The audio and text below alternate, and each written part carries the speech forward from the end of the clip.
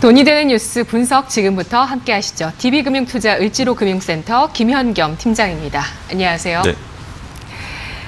돈이 되는 뉴스 첫 번째 헤드라인입니다. 우리 IT 기업들, 대기업들 플랫폼 개발 적극하고 있는 모습이고요. LG그룹에서는 특히 차량 쪽에, 자동차 쪽에 여러 가지 기술들 개발하고 있습니다. 카 인포테인먼트 플랫폼 개발 어떻게 판단해야 될까요? 네, LG전자에서 하고 있는 그런 다양한 사업들을 보유하고 있죠. 이번에 일단 3분기 실적을 한번 보실 필요가 있을 것 같습니다. 3분기 실적 같은 경우 지금 오늘 3시에 이제 확정 실적이 이제 발표가 됐습니다. 네. 매출액 15조 7천억 원. 전년 대비 1.8% 증가고요. 반면에 이제 영업이익이 7,814억 원을 기록을 하면서 전년 대비는 4.4%지만 전 분기 대비는 무려 9.8%라는 높은 실적 성장을 보인 상황입니다. 이건 잠정 실적은 이제 이번 달 초에 이미 발표가 됐죠. 그렇기 때문에 실적에 대해서는 이미 시장에서 다 알려진 사실입니다. 하지만 이 실적이 컨센서스 대비 굉장히 좋은 그런 실적을 발표했기 때문에 주가 역시 실적 발표 이후에도 꾸준히 이제 좀 견조한 그런 주가의 흐름이 좀 이어지고 있는 상황입니다. 이렇게 실적이 잘 나왔던 이유는 이제 가장 부진한 사업부인 이 스마트폰, 이 MC 사업부의 적자폭의 축소, 이건 공장을 베트남으로 옮겼기 때문에 이제 앞으로 인건비나 이런 부분에 있어서 훨씬 세이브될 수 있는 요소들이 반영이 되는 그런 모습이고요. 반면에 이제 H&A라는 이제 우리가 일명 알고 있는 이 가전 사업부 같은 경우는 이 지금 건조기의 이슈가 있죠. 이 충당금 이슈에도 불구하고 수익성이 굉장히 양호했다라는 그런 이야기가 나오고 있고요. 이 자동차 사업부는 이제 자동차 사업부 같은 경우는 당장은 지금 돈이 되고 있지 않아요. 하지만 이 미래의 이제 가치에 있어서는 지금 굉장히 좋은 기대가 될 수 있는 부분이 있는데 아직 주가에는 전혀 반영이 되고 있지 않는 상황입니다. 그런 상황 속에서 이 퀄컴과 이제 협력을 맺는다라는 부분들, 이 부분은 아무래도 이 LG전자의 기술력을 이제 퀄컴이 인정해줬다라는 관점에서는 또 중장기적으로 좀 긍정적일 수 있다라고 생각이 됩니다. 앞으로 이제 미래에 당연히 밝은 그런 부분들이 이제 자동차 전장 부분인데요. 그 부분에 있어서 지금 퀄컴과 협력을 맺는다라는 부분들 호재로 작용할 수 있다라고 생각이 되는데요. 당장 실적 측면에서는 이것이 좀 작용할 수 있는 그런 것들은 좀 상당히 좀 제한적이고 또 LG전자 같은 경우는 상고 하저의 패턴을 가지고 있는 전형적인 그런 종목이라고 할 수 있습니다. 왜냐하면 LG전자가 잘 팔고 있는 가전 중에서 또 핵심이 에어컨이지 않습니까? 이 에어컨이 아무래도 하반기에는 이제 상반기에 비해서 판매량이 뚝 떨어지기 때문에 그 부분에 있어서 이 영업이익의 편차가 굉장히 크거든요. 네. 그럼에도 불구하고 이번 3분기에는 굉장히 선방한 그런 실적을 발표를 했습니다. 4분기는 물론 에어컨이 전혀 판매가 되지 않는 그런 분기죠. 물론 해외에서 이제 중동이나 이런 나라들은 물론 팔리겠지만 이제 대부분의 이제 북반구에서 주로 많이 팔린다라는 관점에서는 4분기 매출 대비해서 영업이익이 가장 떨어질 가능성이 큰데요. 그럼에도 불구하고 작년 주가를 보시면 작년에 이제 주가를 보시면 지금 11월 달에 이제 저점을 찍어요. 11월 28일 날 저점을 찍거든요. 네. 근데 작년 우리의 이제 지수를 보면 10월 말이 대부분 종목들이 저점입니다. 그거에 네. 비해서는 동사는 11월 말에 저점을 찍고 43,000원대 주가 수준에서 11만 4,500원까지 그 다음에 3월 달이죠. 주가가 거의 바닥에서는 2배 이상 상승을 하죠. 이런 패턴이 상고하저, 매출이 상고하저기 때문에 주식이 이제 6개월 전에 미리 반영이 된다는 측면에서는 지금이 어떻게 보면은 좀 저점 구간이다라는 관점에서 좀 분할 매수 관점을 접근하시면 또 좋은 투자 전략이 되지 않을까 말씀을 드리겠고요. 그렇기 때문에 일단 등급은 이제 좀 좋은 등급으로 또 말씀드릴 수 있을 것 같아요. 1등급으로 네. 말씀드릴 수 있을 것 같고요. 분할 매수 관점으로 접근하시면 충분히 내년 보면은 웃으실 수 있는 대표적인 대형주가 될 수 있다라는 관점에서 좀 말씀을 드리고 싶어요. 목표가는 10만 원이고요. 네. 이제 손절 라인은 이제 6만 2천 원으로 보시면 좋을 것 같습니다. 네. 알겠습니다.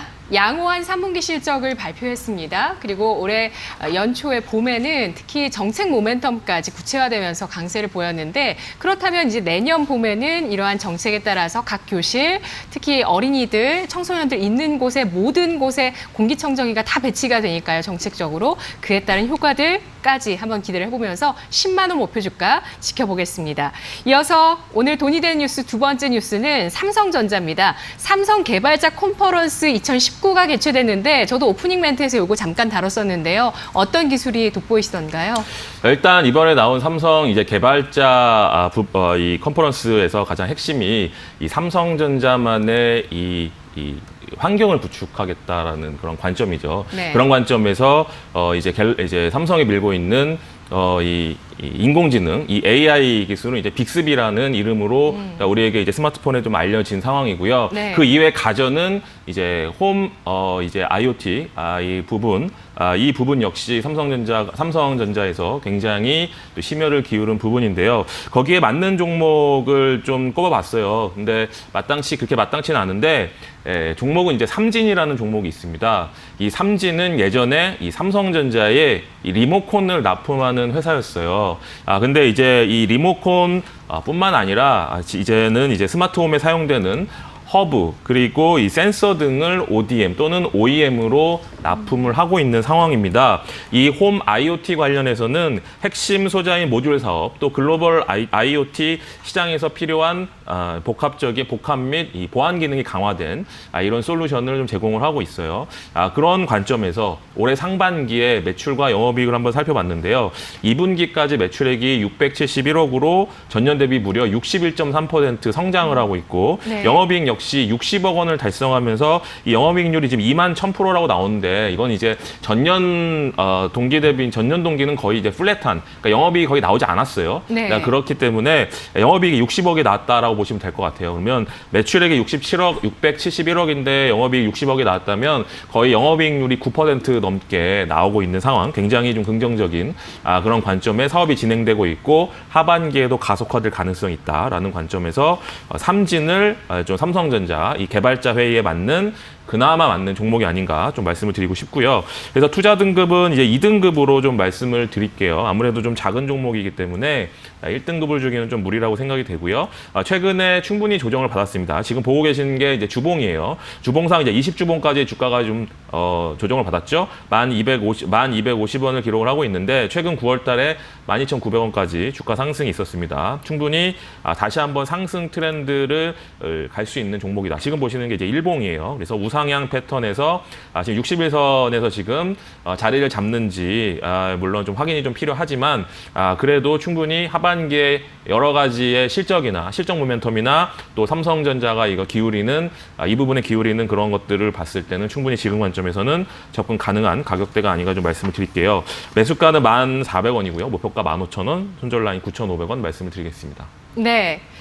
지난 2분기에 굉장히 엄청난 또 증가율을 보였던 삼진이라는 기업입니다. 삼성전자가 개발자 컨퍼런스에서 스마트홈과 또 IoT 그리고 원격 진료, 블록체인까지 여러 가지 쪽에 삼성의 자체 생태계를 만들겠다는 의지 보여주고 있고요. 또 사우디 쪽에 사업을 하고 있는 스마트 시티 쪽으로의 움직임까지 나오고 있습니다. 삼진은 리모컨을 만드는 기업이고요. 여러 가지 IoT 허브와 센서 쪽에 또 수요가 늘어났을 때 주목을 받을 수 있을 것이다라고 전망하고 있습니다. 자, 이어서 오늘 돈이 되는 뉴스 세 번째 헤드라인 보도록 하겠습니다. 세 번째 헤드라인에서 어떤 종목을 봐야 될지 살펴볼게요. 웅진코웨이의 실적인데요. 어떤 종목을 꼽아주실까요? 네, 잠시 웅진코웨이를 좀 말씀을 네. 좀 드려야 될 것 같죠. 예. 아까도 이제 3분기 실적에 대해서는 말씀을 했는데 사상 최대 분기 매출을 기록을 했다. 매출액도 13.4% 전년 대비 증가했고 영업이익도 7.6% 증가를 하는 그런 모습이 나타났습니다. 조금 아쉬운 거는 매출액 증가율 대비 영업이익 증가율이 좀 못 미쳤다라는 것은 수익성이 조금 떨어졌다라는 의미도 되죠. 하지만 매출액이 증가했기 때문에 이것이 좀 가려지는 측면은 있다라고 말씀을 드릴게요. 국내는 이제 굉장히 견조한 견조하게 매출이 나오고 있고 해외 같은 경우도 말레이시아나 미국 법인의 지속적인 성장이 좀 이루어지고 있다. 그래서 이제 ODM이나 딜러 매출이 전년 대비 13.5% 증가를 했다. 지금 매출액 증가와 거의 비슷하게 증가를 했죠. 그래서 해외 역시 견조하게 좀 매출이 증가하고 있는 상황이고 하지만 동사는 올 한 해 굉장히 많은 그런 대주주 변경 관련해서 굉장히 많은 이슈들이 좀 있었습니다. 웅진그룹에서 올 초에는 웅진그룹에서 이제 인수를 했는데 인수하고 3개월이 되는 시점에서 또 웅진그룹의 부실 이런 부분들이 부각이 되면서 다시 어쩔 수 없이 재매각을 하는 그런 과정에서 지금 이제 넷마블이 우선 인수 대상자로 좀 결정이 됐죠. 그래서 별일이 없으면 넷마블이 좀 인수를 할 것 같아요. 넷마블 같은 경우는 웅진그룹에 비해서는 훨씬 이제 좋은 대주주라고 할 수 있어요. 왜냐하면 물론 이제 웅진그룹이 이 코웨이를 키웠지만 지금 현재 시점에서는 웅진그룹은 지금 굉장히 힘든 그런 재무적으로 굉장히 힘든 상황이고 그런데 이제 굉장히 힘들게 인수를 했던 상황이고 넷마블 같은 경우는 현금 창출 능력이 굉장히 뛰어나고 가지고 있는 보유하고 있는 현금도 지금 이제 재무적 투자자를 안 끼고 단독 인수가 가능하기 때문에 충분히 훨씬 좋은 그런 대주주를 맞이한다라고 볼 수 있는데요. 한 가지 리스크가 있습니다. 뭐냐면 바로 배당인데요. 지금은 이제 분기 배당으로 지금 1분기, 2분기, 3분기에 주당 800원의 배당을 줬고 작년을 대입하면 연말에 1,200원, 그래서 합쳐서 3,600원의 배당을 줘요. 네. 1년에. 그러면 지금 어제 종가 기준으로 시가 배당률이 무려 3.98%, 거의 4%가 되거든요. 그렇기 때문에 굉장히 배당 매력이 우수한 회사예요. 근데 넷마블이 인수를 이제 하면 과연 이런 배당 정책을 그대로 가져갈지 이 부분에 대한 의구심이 좀 있습니다. 왜냐하면 지금 이전에 이제 웅진코웨이의 적극적인 배당 정책이 가능했던 이유는 바로 사모펀드가 대주주였기 때문에 이 사모펀드는 이 고배당 정책을 취하면서 현금을 계속해서 이제 투자했던 거 돈을 회수하는 관점에서 보시면 좋은데요. 그리고 웅진그룹 역시 이제 이자 납입이나 이런 부담 때문에 고배당을 이어갈 수밖에 없는 상황이었어요. 하지만 넷마블 같은 경우는 그런 니즈가 떨어지거든요. 네. 그렇기 때문에 과연 이런 고배당 정책을 그대로 이어갈지 만약에 배당 정책이 바뀌어서 좀 떨어진다면 배당 메리트가 떨어진다면 외국인들이 이탈 가능성이 좀 있습니다. 그런 부분들은 좀 생각을 좀 하셔야 된다라고 좀 말씀을 드릴게요. 투자 등급은 2등급으로 말씀을 드리고 이 2등급으로 말씀드리는 이유는 리스크 때문에 그럽니다. 만약에 리스크 아까 말씀드렸던 배당 리스크가 없었다면 충분히 1등급이 가능한 종목인데 2등급으로 드린다. 이거는 리스크 배당 때문에 매수가는 9만 원이고요. 목표가는 12만 원, 손절라인 8만 1,000원 말씀을 드리겠습니다. 네, 알겠습니다. 웅진코웨이 매각과 실적에 대한 불확실성을 해소했다는 평가를 받았는데요. 하지만 배당 정책을 그대로 고배당으로 이어갈지는 불확실성으로 남아있다면서 등급 2등급으로 제시했습니다. 그렇지 않았다면 배당 매력까지 보유를 했다면 1등급 나왔을 수도 있을 것 같은데요. 웅진코웨이 그리고 앞서서 왔던 삼진까지 10년 넘는 상승세를 유지하고 있는 기업입니다. 오늘 분석 여기까지 드릴게요. 고맙습니다.